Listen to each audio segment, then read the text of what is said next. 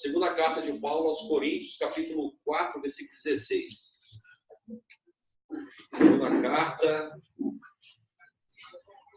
Paulo aos Coríntios, capítulo 4, versículo 16.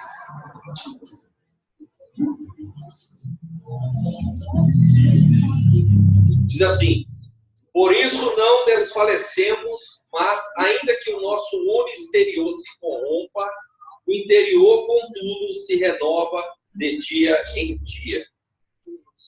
Porque a nossa leve e momentânea tribulação produz para nós um peso, eterna glória, muito excelente.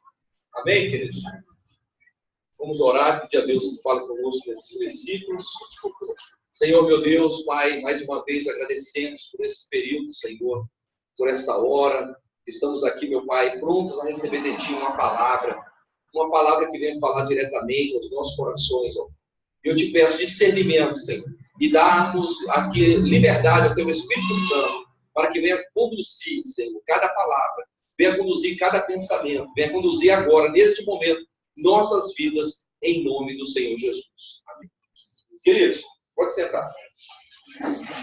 Como que a gente vai descobrir a curiosidade da gente, saber como é que está o nível espiritual dos seus alunos, o nível espiritual da sua igreja, o nível espiritual das pessoas que estão do seu lado? Como é que a gente pode chegar assim para buscar o entendimento desse nível espiritual?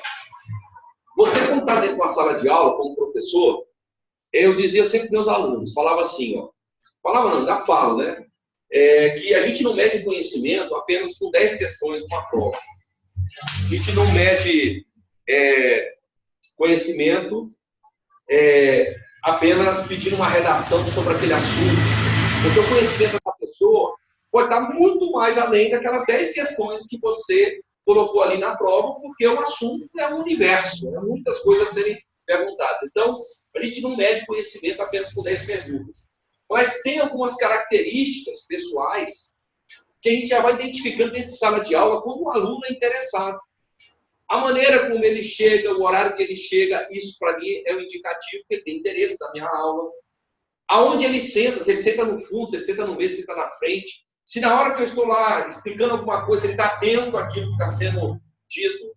E na hora que eu abro para as perguntas, se ele está fazendo perguntas, porque ele vai demonstrar o quê? Interesses. Ou quando ele traz um assunto, até mesmo próximo do assunto que estamos falando, que ele foi pesquisar antes de eu estar ministrando aquele tema que era dentro da sala de aula. E aí você começa a identificar que aquele aluno é interessado, que aquele aluno está buscando conhecimento, que aquele aluno está indo além daquilo que está sendo dado ali dentro da sala de aula. E aí você começa a identificar essas pessoas que estão ali do seu lado, que estão prontos a aprender, que estão ali sendo discípulos, aprendendo todo o tempo. Agora, o que eu quero mostrar dentro do mundo espiritual?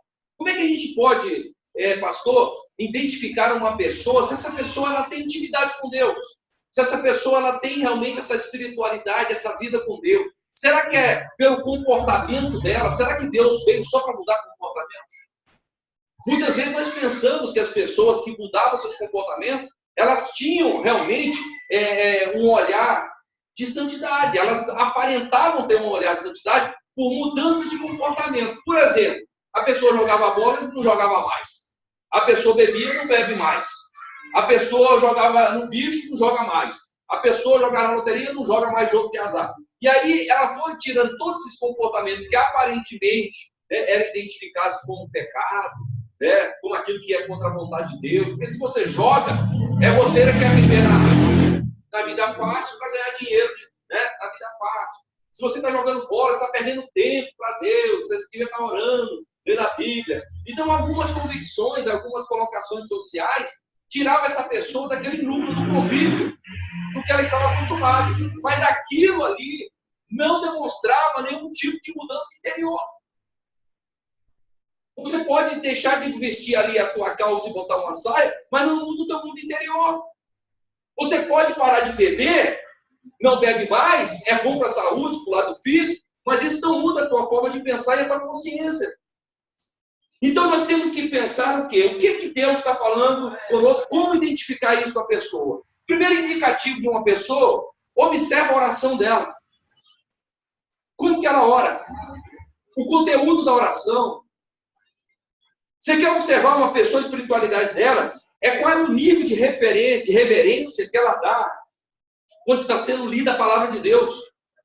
Qual o nível de observação que ela tem e que ela se silencia e que ela se preocupa em saber e conhecer a palavra de Deus quando é anunciado a escola bíblica, quando é anunciado uma convenção bíblica, quando uma pessoa é convocada para estar na casa de Deus, qual é o horário que ela chega, como que ela se apresenta, qual é o interesse dela, qual o desenvolvimento dela durante a semana, se ela tem uma função pastoral, se ela estuda a palavra, se ela tem uma função pastoral, se ela está em constante leitura, se ela tem uma função pastoral, se ela está realmente orando pelo seu rebanho. Então você começa a identificar o nível espiritual de uma pessoa, o quanto que ela investe o seu tempo naquilo que ela foi chamada.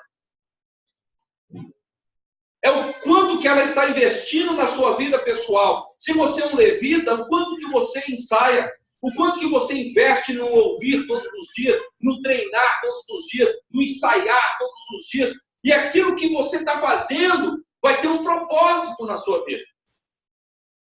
Qual o nível de referência que nós temos, de reverência, que nós estamos assim quando estamos ouvindo o louvor a Deus? Porque o louvor que nós estamos ofertando a Deus é uma forma de Deus receber a glória. É a forma da igreja dar essa glória para Deus, é levar essa glória a Deus. É o momento do louvor.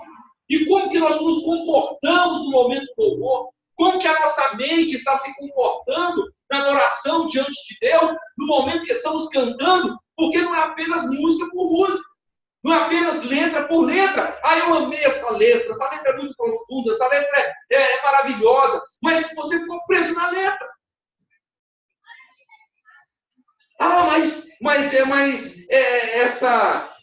essa música, ela mexe muito comigo. Mas o que mexeu em você? Se é o momento que estamos dando a glória para Deus, se é o momento que estamos louvando esse Deus, se é o momento que estamos ofertando a Deus o nosso melhor, o nosso coração. Porque quando nós estamos pensando o pensamento, o que o pensamento é composto, né? O que esse sentimento que ofertamos a Deus, ele compõe? Ele compõe de emoção. Ele é composto de emoções. E aquilo que colocamos na nossa mente, que ofertamos para Deus, ele vai cheio de emoções. E quais são as emoções que estamos levando a Deus? Será que nós estamos sendo gratos a Deus? Será que nós estamos oferecendo a Deus de coração, de todo o nosso coração a Deus?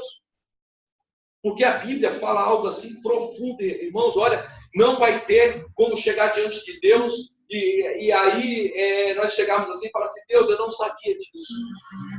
Deus, olha, eu nunca ouvi isso, né? Porque a Bíblia fala: amarás o Senhor teu Deus com a metade do seu coração. Não é isso que fala? Não. Amarás o Senhor teu Deus de todo o teu coração. Então significa que Deus não divide. Deus não divide o coração na hora do louvor. Deus não divide corações na hora da palavra. Deus não divide a atenção na hora que é necessário termos atenção na presença dEle. Para onde nós estamos inclinando os nossos ouvidos para Deus? Muitas vezes estamos mais preocupados com o nosso carro que está lá fora. Muitas vezes estamos mais preocupados com a segunda-feira que nós temos que levantar cedo para trabalhar. Muitas vezes nós estamos preocupados com aquilo que nós vamos pagar na quarta-feira porque nós estamos sem dinheiro. Muitas vezes estamos preocupados porque a gente está desempregado, o que eu vou fazer na minha cena no final do ano? Porque a nossa preocupação ela está em todo lugar e menos nos preocupando para dar o melhor para Deus. Muitas vezes somos tão pequenos que objetivamos a adorar a Deus, mas em primeiro lugar, tudo na nossa vida tem que estar arrumadinho. Porque se não tiver nada arrumadinho, eu não consigo adorar a Deus. Ah, se tudo não tiver do jeito que eu quero, eu não consigo adorar a Deus. Eu tenho amigos, tenho alunos, tenho pessoas que sempre falam assim: quando eu vou estudar, se minha mesa não estiver arrumada, eu não consigo estudar. Se a sala não estiver prontinha, bonitinha, se a minha mesa estiver tudo bagunçada, eu não consigo estudar. A vida espiritual da mesma forma, da mesma maneira. Nós fomos chamados para servir a Deus. E aquele que foi chamado para servir a Deus, o servir a Deus, você se torna um escravo. O escravo é o servo. O servo não ditava nada dentro da casa dos seus senhores. Os servos não escolhiam a casa onde eles iam servir. O escravo, ele era o último a ser convocado para comer, para jantar, para almoçar. Ele era o último. Por que você tem que ser o primeiro? Por que a tua mesa tem que ser a melhor? Por que o teu lugar tem que ser o primeiro? Se nós somos chamados para servir a Deus. Aquele que não sabe servir, ele jamais terá pessoas o servindo. Aquele que não sabe servir o seu próximo, como que ele exige ser servido por Deus? E quando eu digo assim, ser servido por Deus, bota entre aspas. Porque as pessoas querem que Deus seja o servo dele. Olha, Deus, se não for desse jeito, para mim não serve. Você já viu isso? Deus, se não for dessa maneira, eu não aceito. Se não mudar isso, eu não aceito. Quem é você no jogo da vida? Quem somos nós para escrever a história que queremos que ela seja escrita? Quem somos nós para a nossa vida com Deus? Como disse aqui o autor da carta aos Hebreus, que saiamos do meio do espaço da congregação e vamos servi-lo lá fora de forma diferente.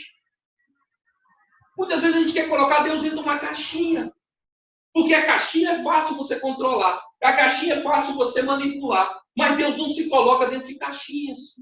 Deus não se coloca dentro de versículo de orações. Deus não se coloca dentro de WhatsApp para você ler lá ou assistir um vídeo. Deus não é isso, gente. Deus vai muito mais de um WhatsApp. Deus está muito mais do que aqui a própria palavra dele. A Bíblia diz que João, ele diz o seguinte, não haveria papel suficiente para escrever tudo aquilo que Jesus fez. Então significa que tem muito mais que não está aqui escrito. A Bíblia diz que ainda não vê o coração do homem, nem a mente do homem, aquilo que Deus tem reservado para os seus filhos. Então nós não podemos estar presos a pequenas coisas da vida e achar que a nossa vida está certinha só porque aquilo está certinho. Porque tem muitas coisas certinhas socialmente falando, mas a sua vida está corrompida interiormente. É isso que acontece no texto, está dizendo aqui. Ainda que o nosso coração diz assim, ó, não desfalecemos ainda que o nosso homem exterior se corrompa, o interior, contudo, se renova dia após dia.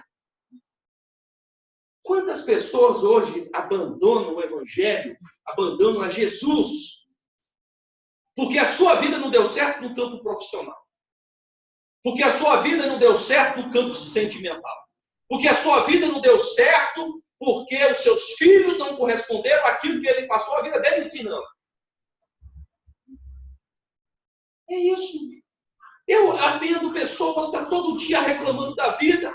E quando você vai fazer assim um mapeamento da vida, da história de vida da pessoa, a gente percebe que foi uma pessoa que lutou, que batalhou, que correu atrás. Mas as pessoas que estavam com ela não corresponderam a isso. E, no entanto, ela não é culpada. Quando você pega um pai, eu trabalhei muito tempo em delegacia, quando chegava lá um pai, lá chorando, dizendo, minha vida está acabada, minha vida está acabada, o que aconteceu?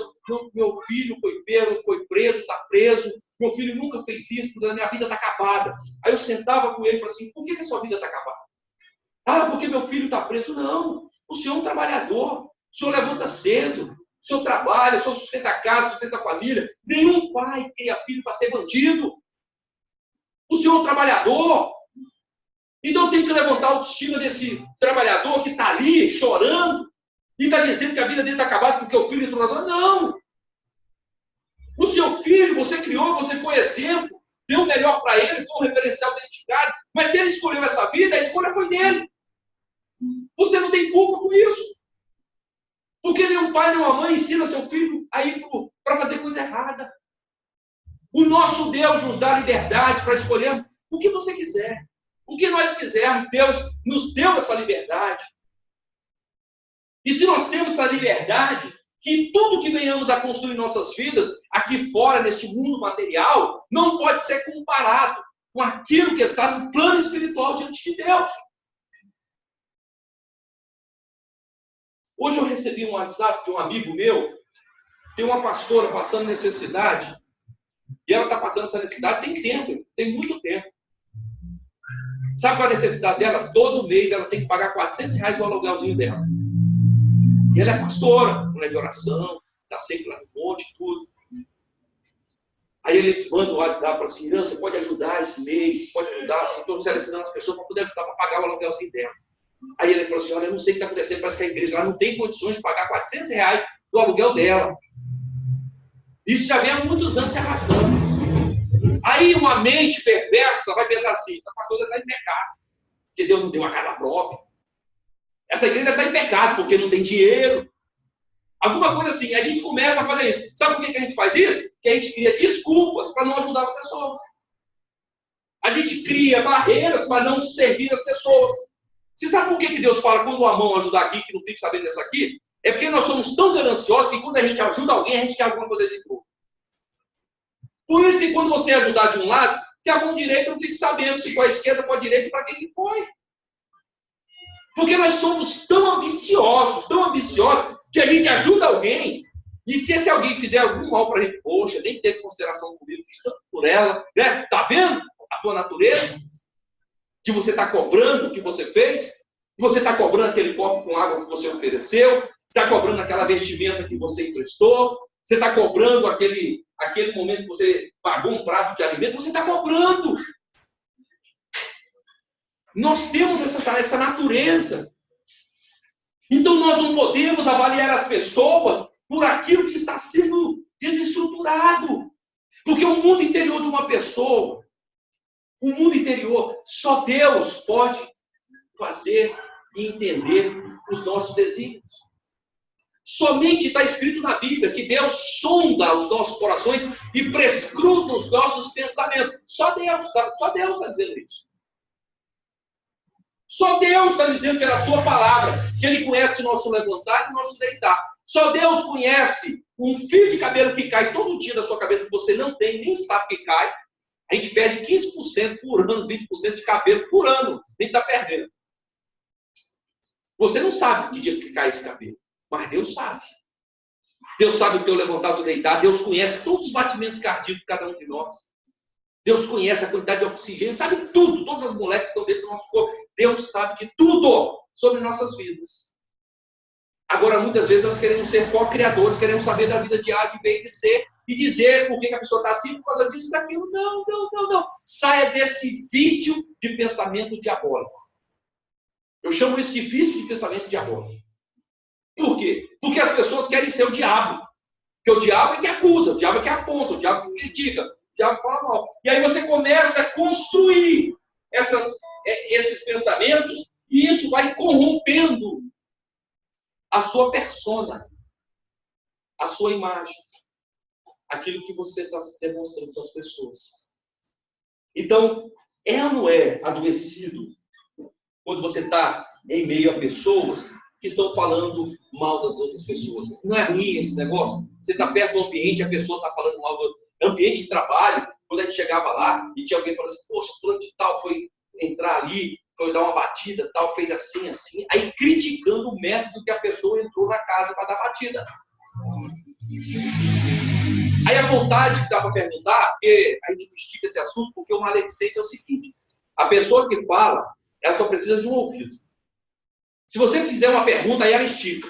Você está alimentando um maledicente. Quer acabar com fofoca, não dá ouvido. Então, quando começava a criticar, pá, saia fora, sai fora.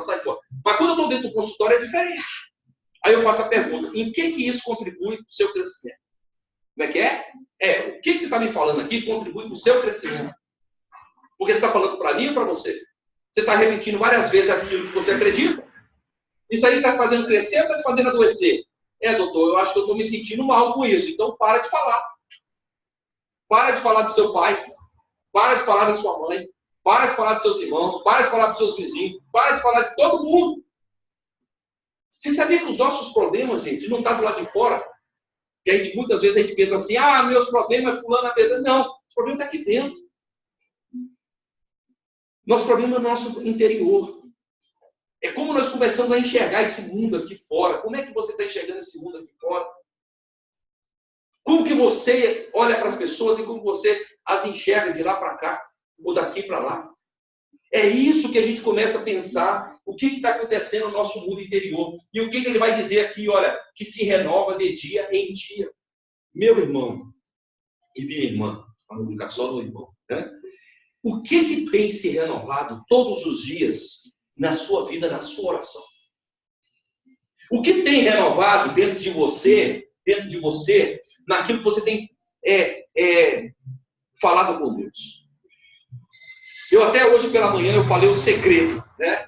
O que é o segredo? Vou repetir aqui para vocês que não vieram, vocês que estão também aí pela internet vão estar me ouvindo. Mas olha lá, por que nós, na nossa oração, nós pedimos tanto para Deus? Por que as pessoas pedem tanto para Deus? Por que a gente está todo o tempo pedindo?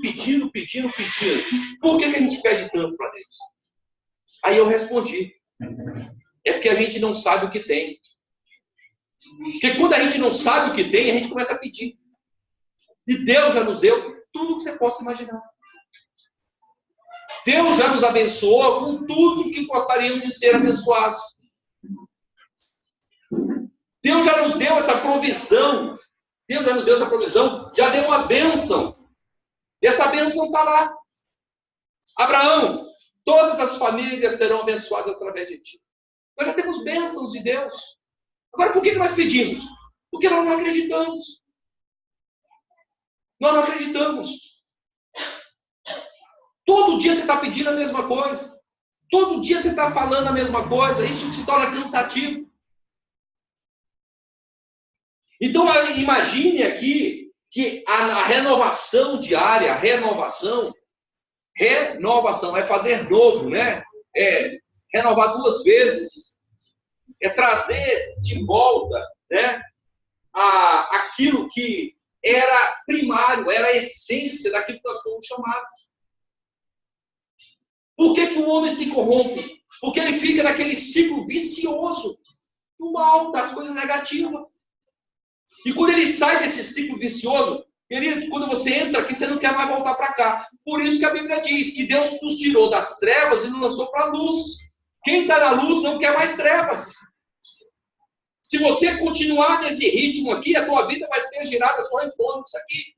E todas as cargas aqui vão ser atraídas para cá, do lado negativo. Mas se você está aqui nessa coisa boa, no pensamento positivo, vamos colocar assim, pensar nas coisas que são boas, a sua vida vai ser edificada.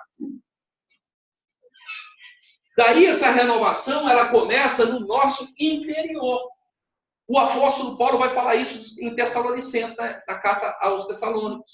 Ele vai dizer que o mesmo Deus de paz vos purifica, espírito, alma e corpo. Ele começa lá no nosso coração, lá no nosso lado interior, a nossa intimidade com Deus. Daí eu fiz a primeira pergunta: como que você conhece o nível de espiritualidade de um cristão, de uma pessoa que está do nosso lado? Irmão, ouça a oração dele. Quais foram as mudanças e o que ele tem falado com Deus? Eu já pedi muito para Deus, mas depois que eu aprendi, eu deixei as coisas de menino e passei a pensar de forma diferente. Amém. Porque a Bíblia diz que quando eu era criança, eu pensava como criança. Mas depois que deixei de ser criança, tomei uma atitude madura. O apóstolo Paulo fala sobre isso. Quando eu era menino, eu pensava como menino. Depois que eu me tornei adulto, deixei as coisas de menino de lado.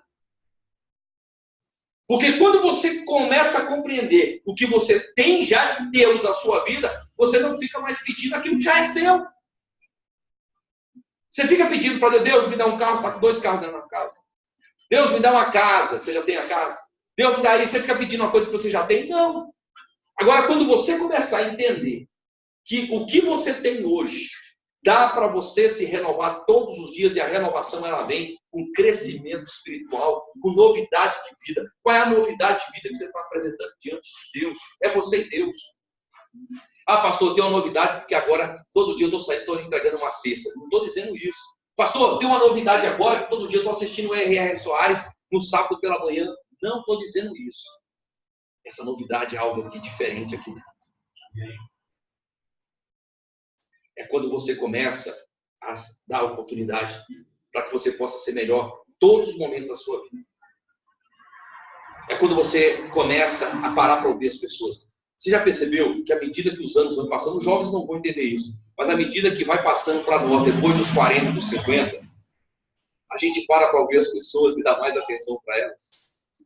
A gente vai mais ouvindo, já vai aprendendo mais, aproveitando mais o tempo, né? Porque quando a gente é jovem, a gente faz com toda aquela força, tal, se não der certo, começa tudo. Só que nós não podemos errar. Nós temos que ouvir com mais atenção, dar mais peneira, né? Então a gente tem várias hipóteses a serem testadas para poder fazer. É essa maturidade espiritual que a gente precisa ter diante de Deus. Será que eu tenho falado? São coisas de criança, de menino? Ou são coisas de adulto? Deus está me chamando para isso.